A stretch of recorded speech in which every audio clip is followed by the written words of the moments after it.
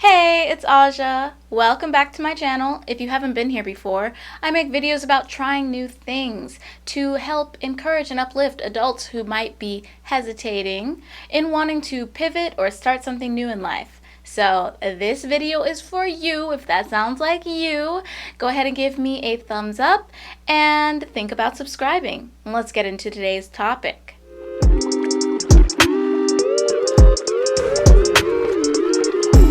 Today's topic is things I wish I knew before moving to Korea. Yes, I live in Korea now. I don't know how much longer I'm going to last, but for now, I live in Korea.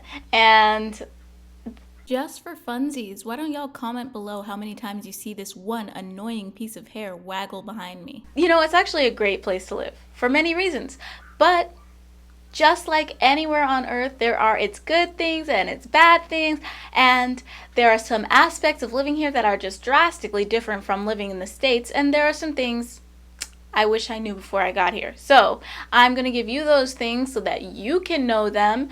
If you're thinking about moving to Korea or moving abroad in general, these are some things to consider. So the first thing I wish I knew before coming to Korea is how to budget, because the starting salary for an ESL teacher in Korea is like not super high. It definitely was higher than what I was getting before I got here, because this is my first job post getting a degree. And it's also like definitely a livable wage. Like the cost of living in Korea is also different than the States. So the amount I make here, while it wouldn't necessarily be a livable wage if I was back home, it's perfectly acceptable here. But it's also perfectly possible to spend all of it and live paycheck to paycheck, which I did do. Yes, I did do that. I did that for years. I just learned how to budget, and I'm still, figuring it out. But it is so easy to end up living paycheck to paycheck if you don't know how to budget, because what happens is you think, oh, the cost of living is low. Oh, an emergency here, an emergency there. What? It's nothing but a couple $100. I got that. Pew, it's gone. It's gone and you ain't got no savings. Just like that. Don't be like me, okay? Make sure that you understand, you make a plan for where your money is going, and then only let your money go where you planned, and just get that figured out before you even get here so that you don't live paycheck to paycheck, okay? Because when real emergencies happen, like for example if a large widespread illness starts taking over and shutting down jobs and workplaces, and suddenly you don't got an income coming in, you would maybe want to be prepared for that. So now that we know these things can happen, make sure you learn how to budget. Number 2, I wish I knew that Google Maps does not really work in the boonies. So if you live in Seoul, generally, you can use Google Maps to get around places, and it knows where you are and navigate and whatever, and it's fine. But if you live in some smaller cities, some places on the outskirts of Korea, you're going to have a harder time using Google Maps. You're going to need to download Naver Maps or Kakao Maps or one of the other Korean apps for navigation, because Google Maps just isn't giving what it was supposed to give. They just don't have all the information. And it's something about how certain countries don't be wanting to give up information to other countries about every little detail of everything, because they don't want, well, I don't really know why that is. I don't really claim to understand the politics of it all, but just know that if you want to be sure that the bus is coming at the time that it says it's coming, or you want to make sure that the place you're going actually exists in the location that you entered, you're going to want a Korean navigation app. At least one of them. Number 3, I wish I knew more about dating culture. I, like many other foreigners in Korea, assumed that, at least in part, it was gonna be like a K-drama. And I'm not gonna lie, like of course we all know that TV is not real life and everything's not just like it is on TV. However, okay, the problem is that I have some biases and internalized stereotypes from TV, and so do they.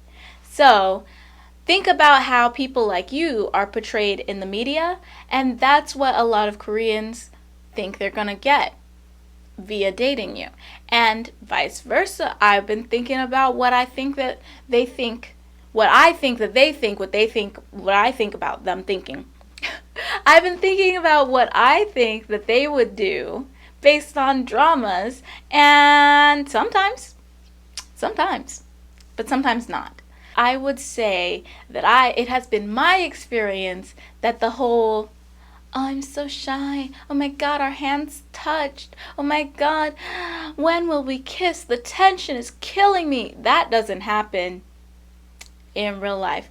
9 times out of 10, I've had somebody think that I was going to be all fast and furious with the business, the dating business, because of what they saw on media. So just it's not like you think it is going to be. It's not like they say it is. Don't go by any preconceived expectations. Don't believe what they tell you it's like, and don't believe what TV tells you it's like. Don't believe the webtoons. Don't believe the dramas.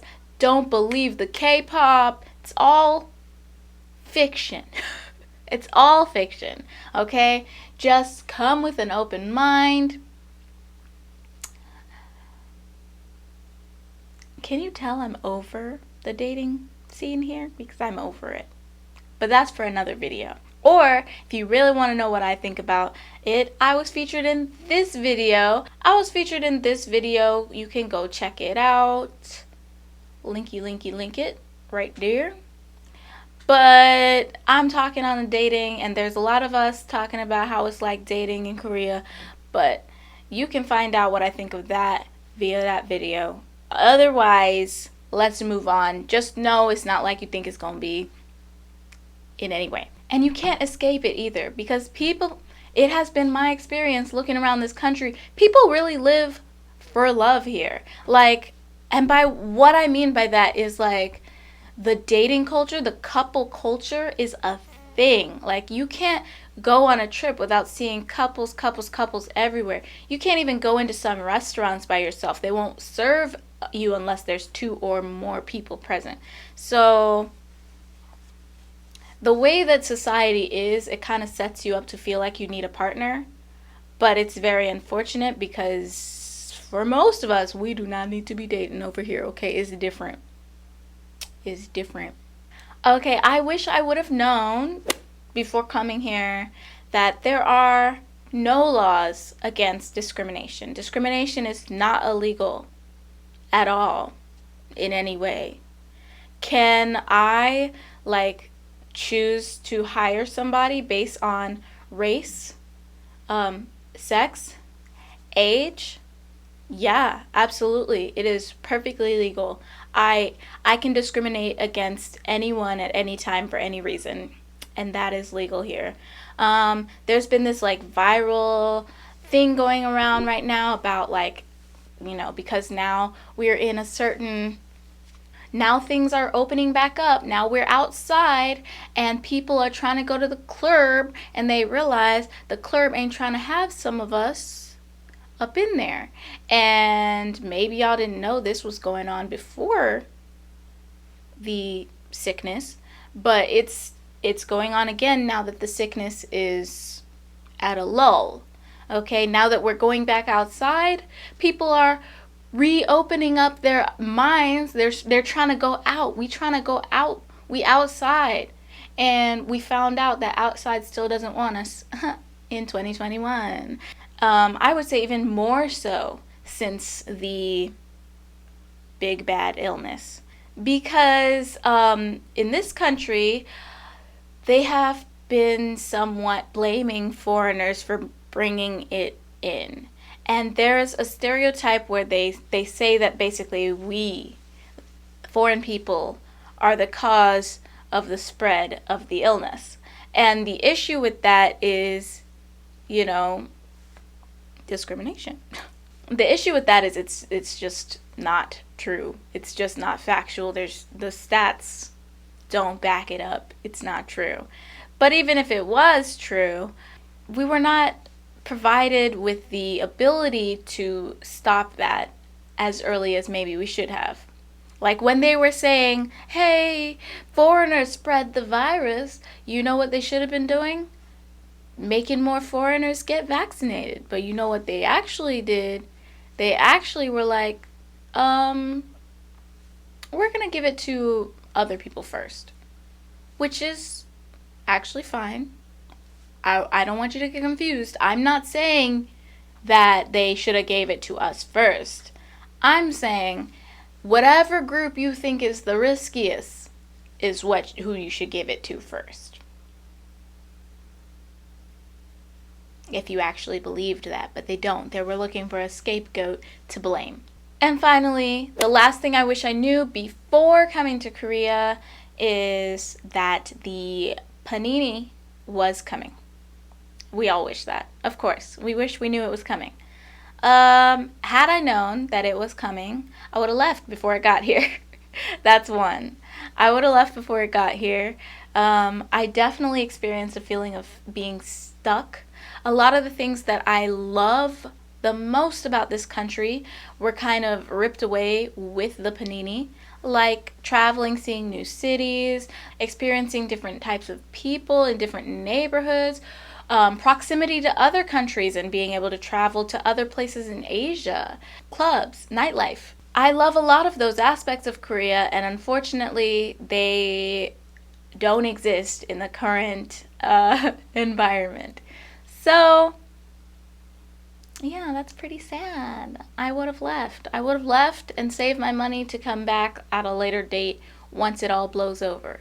But you live and you learn, and maybe I was meant to be here for that. So it's just my opinion. If you're not here yet and you're planning to come here, I would wait a little bit longer until things have really fully blown over, settled a bit more. Maybe it will never be 100%, but I would wait another year or two if I were you. Or, if you're like, bunk that, I'm coming. Well, come on then. I just want to make sure that you knew these other aspects, these other things about Korea you needed to know before arriving. So, I hope this video was helpful to you. If you have any more questions, if you have anything else that you want to know about before coming to Korea, please leave it in the comment section. Or if you're shy and you don't want other people to see your question, you can always hit me up on Instagram, message me. I respond to any and all of my DMs, as long as you're not being thirsty and or trying to sell me something, because I don't respond well to either of those. But if you just want to know something about life in Korea, if you want to just talk to me about something you've seen in my videos, I am so open. Let's do it. Let's have a conversation. Okay, so that's all I have for you. So bye. Do